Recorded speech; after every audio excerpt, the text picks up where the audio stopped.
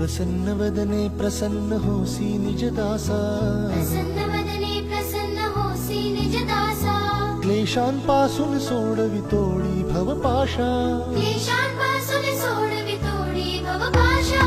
अंबे तुझ वाचून कोण पूर्वी आशा, नरहरी तल्लीन झाला पद पंकज लेशा.